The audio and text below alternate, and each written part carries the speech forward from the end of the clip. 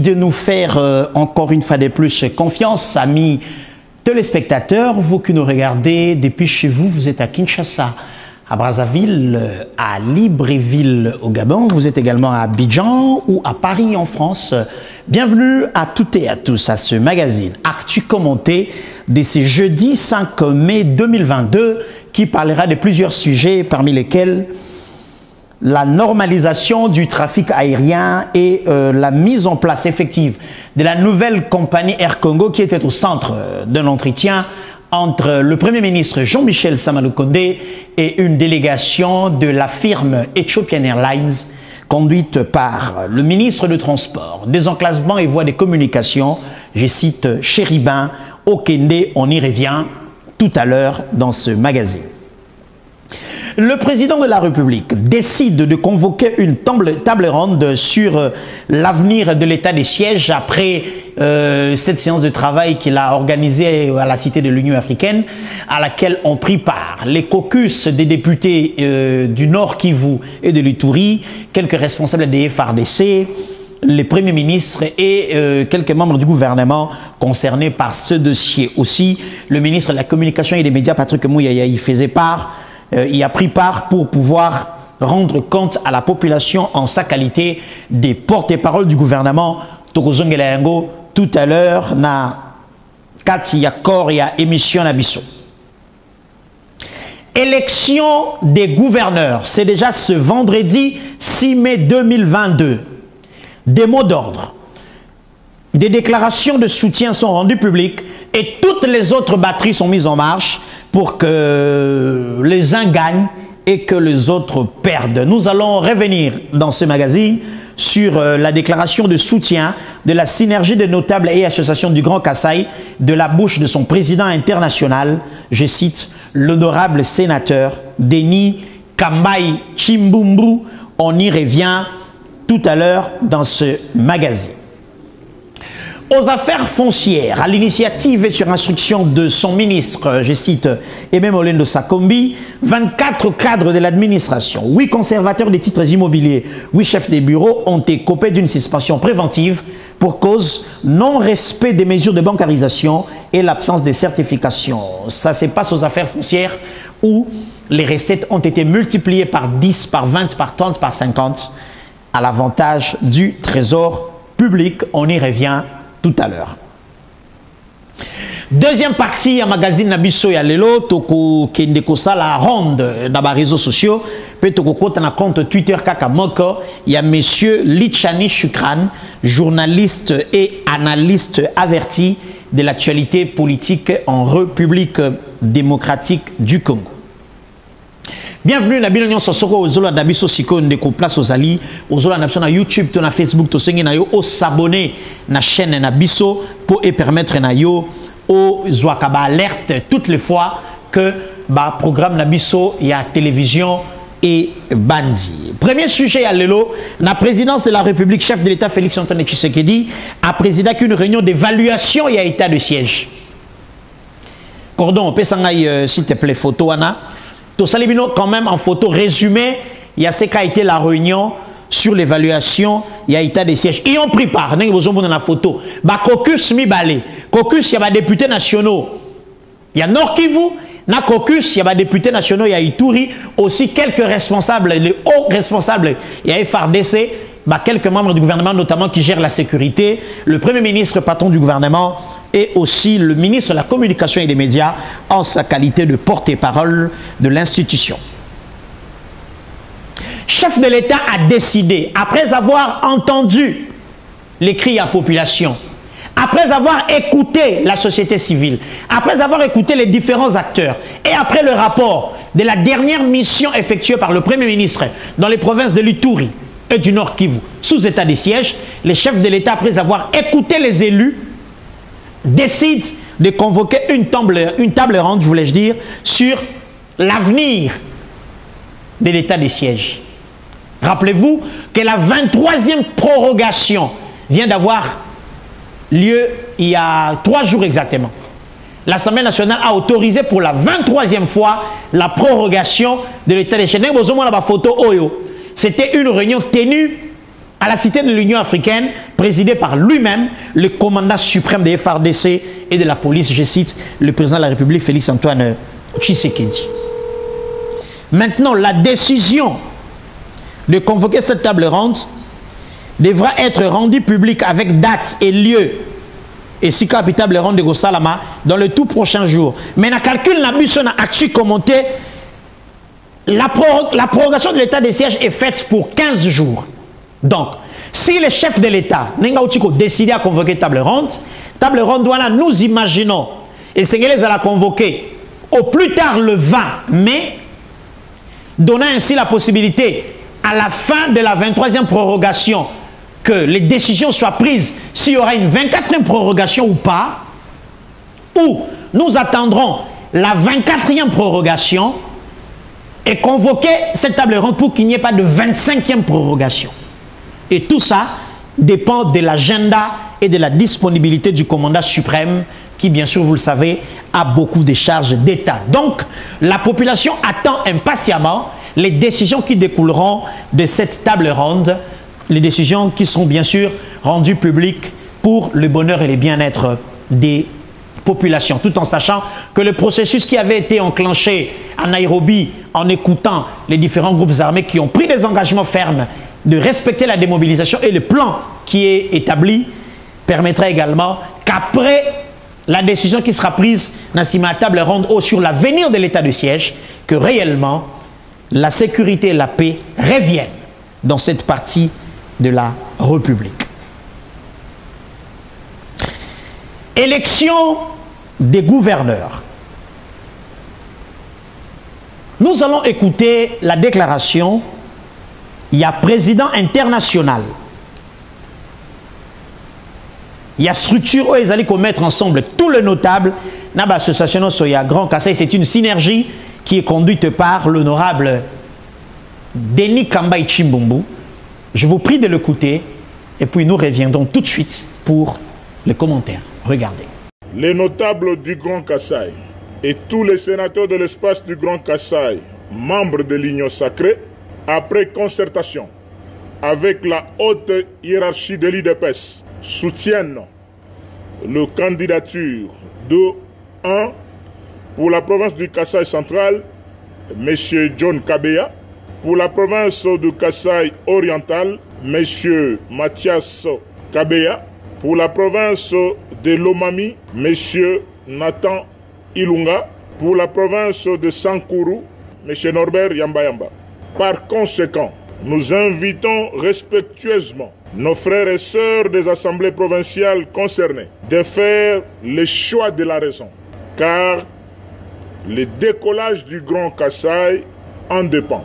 Voilà. Denis Kambaï, avec tous les arguments possibles, politiques bien sûr. Les lots en termes, il y a élection, il y a gouverneur, il y a lobby. Mon ordre, il y a parti politique et PSAMI. Réunion, déclaration de soutien. Ezo Salam. Batterie pe moussou souhaité mis en marche. To lo bango ate pa bal batterie to soupçonné bango. Batterie et beleza a mis en marche. Pour permettre Moutou Azwa contrôle, il y a une province donnée. Mais quel est l'objectif premier quand quelqu'un rêve de devenir gouverneur? Est-ce que c'est pour faire du business? Point d'interrogation.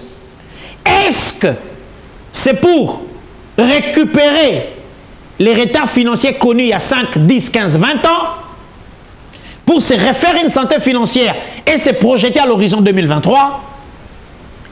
Les gens qui ont soutenu financièrement des candidats, quel est l'objectif? Parce que moi, je ne vois pas un politicien à 200 000 $ naïe appeler un candidat gouverneur. Pour quel objectif? Est-ce que tous les gouverneurs qui ont reçu l'appui financier des X et d'Y seront-ils capables de servir la province et par riche cocher la République? J'en appelle à la conscience des députés provinciaux. J'en appelle à la confiance des députés provinciaux qui savent qu'ils ont des comptes à rendre à la population qui les a votés dans une élection à suffrage universel direct. Ah, papa député, Prado et ça l'accident et comme un baboula. Dollar, balia kayangolo koluka mususu. Kasi, discours politique à tenir devant le peuple. Ceux qui va identifier comme corrompus, comme incapables de porter les aspirations du peuple. Lia na yo mbongo, voté gouverneur. Zoa na yo Prado, voté gouverneur. 2023, VVS. Voisin, vigilant et solidaire. Yaya, député provincial Wanate, ceux qui le province ont souffrir. Pour bangonde ba vota ki nanyoyo. Ba miibi, ba corrompu. Okopola. En 2023. Conscience. Il y a des députés provinciaux. Au Lingui province avait avancé pour un candidat idéal. Bossana ba offre à Prado. Bossana ba offre à Palissade. Bossana ba offre à 20, 30, 40 000. Bossana. Servir population ou à voter qui na suffrage universel direct. Parce que dans moins de 2 ans, il y en a bango. Mbunzu na mbunzu. Les mots d'ordre sont les bienvenus. Les déclarations de soutien aussi. Mais la conscience de chaque député devra jouer pour que nous puissions doter aux provinces de responsables qui porteront les aspirations de la population et qui, en qualité de représentants du chef de l'État, vont devoir accomplir la vision de celui qui est à la tête du pays. Un homme averti en vaut. Aux affaires foncières, Molendo Sakombi a frappé sérieusement. Et aussi, il faudrait reconnaître que conséquences de Makambo Oyo, Papa Pesa Bissona nous communiquer à affaires foncières, tout en Yango. Voilà. Communiqué de presse.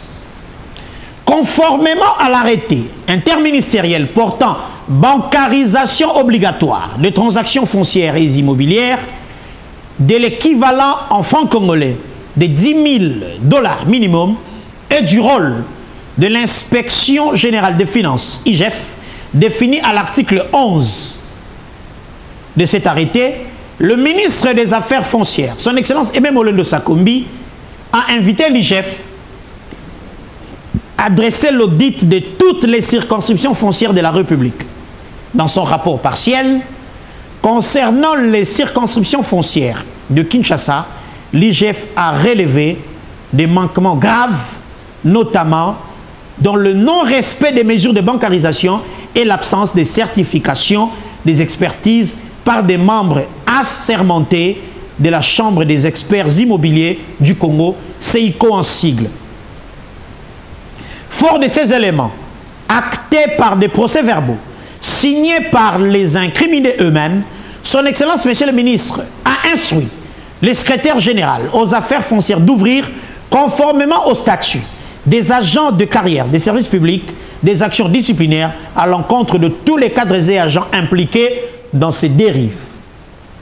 24 cadres, 8 conservateurs de titres immobiliers et 8 chefs de division du cadastre, 8 chefs de bureau ont ainsi écopé des mesures préventives de suspension en attendant la présentation de leurs moyens de défense.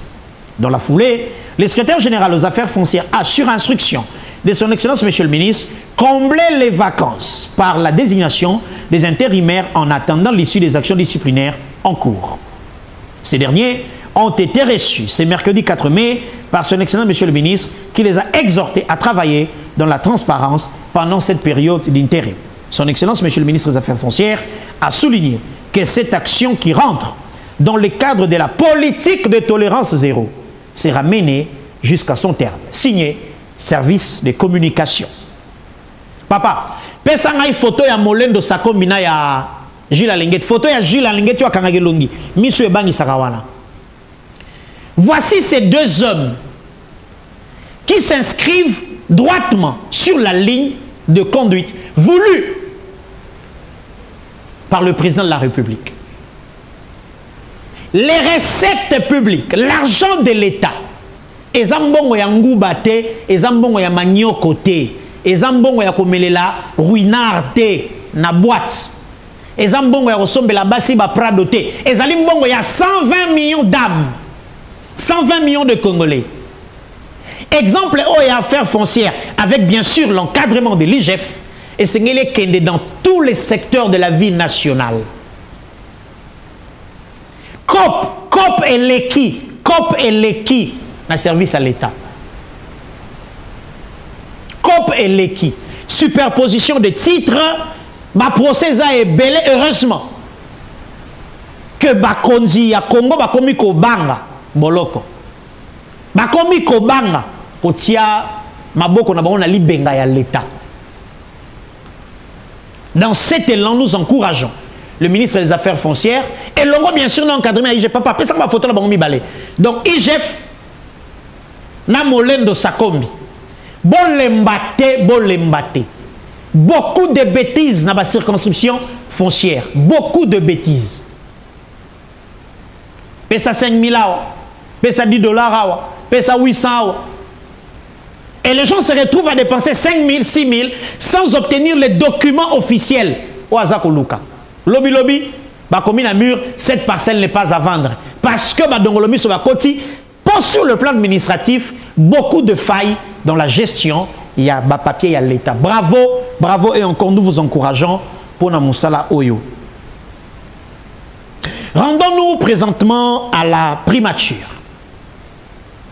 où le ministre de Transport, Voie de communication et des enclavements, Chéribin Okende, a conduit une délégation auprès du Premier ministre. Laquelle délégation venue d'Addis Abeba au nom de la firme Ethiopian Airlines pour parler de la normalisation du trafic aérien en RDC, bien sûr à travers l'autorité de l'aviation civile, mais aussi parler de la mise en œuvre effective de la nouvelle compagnie Air Congo. On va regarder cette interview du ministre Chéribin Okende qui résume ici l'essence de cette séance de travail, puis nous revenons pour Actu commenter. Regardez. Le gouvernement est en train de suivre les orientations de son Excellence Monsieur le Président de la République, chef de l'État, concernant particulièrement le secteur de transport, voies de communication et de désenclavement. Le chef de l'État nous a dit de tout mettre en œuvre pour que le transport aérien en République démocratique du Congo soit normalisé. Voilà pourquoi, en suivant aussi les orientations de son Excellence Monsieur le Premier ministre, chef du gouvernement, nous avons envisagé un partenariat stratégique avec le groupe Ethiopian Airlines.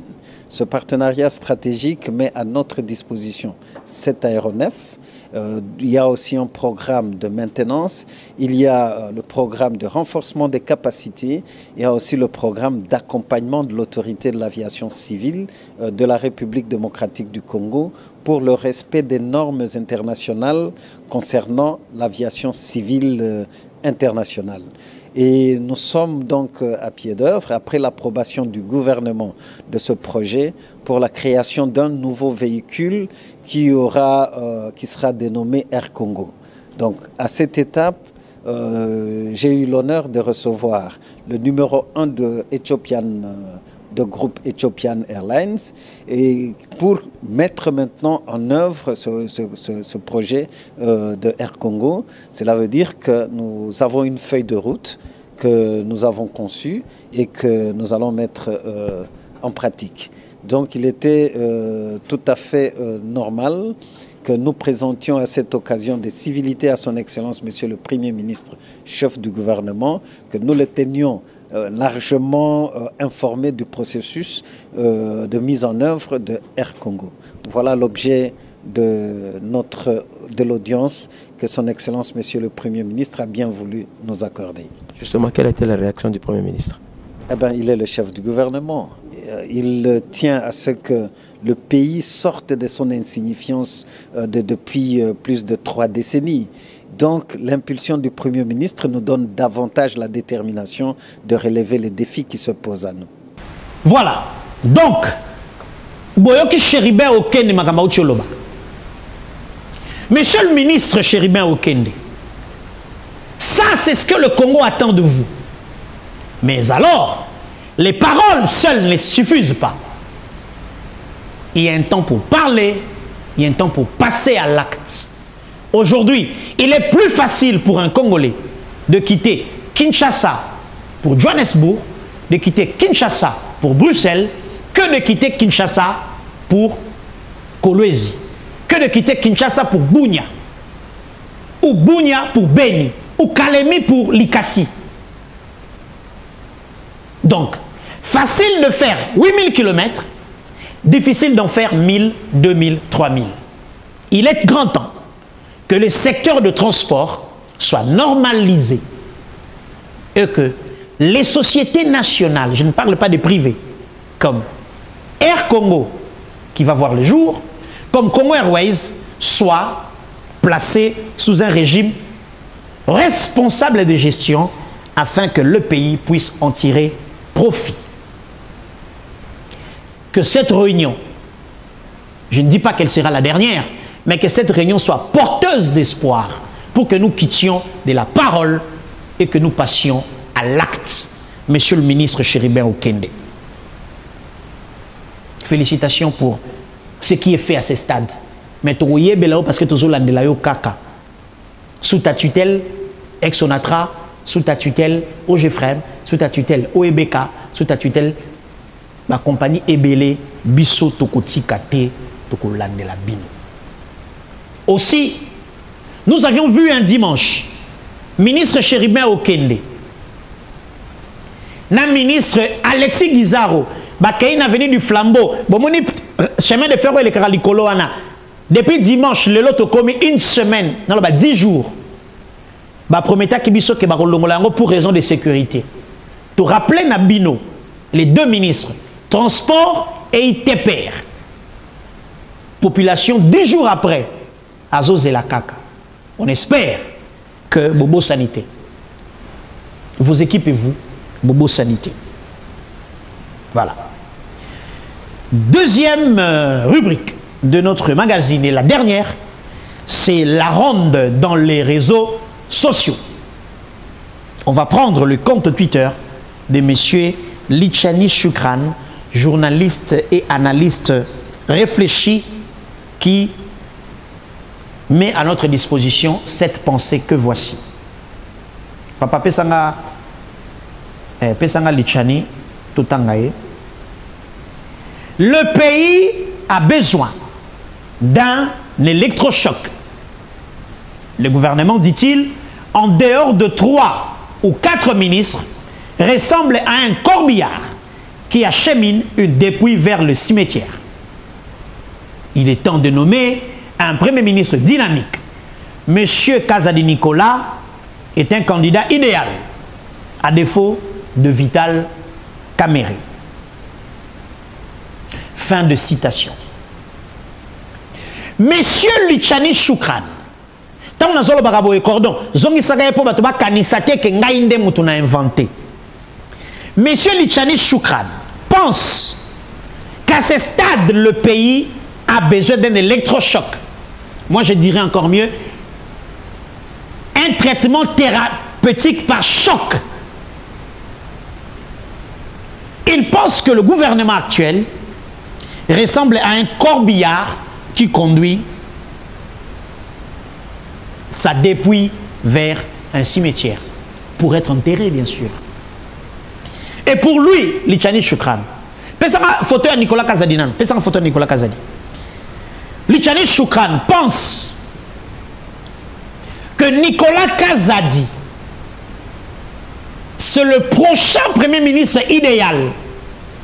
Ça, c'est la pensée de Lichani Shukran. Il est libre comme Congolais de réfléchir.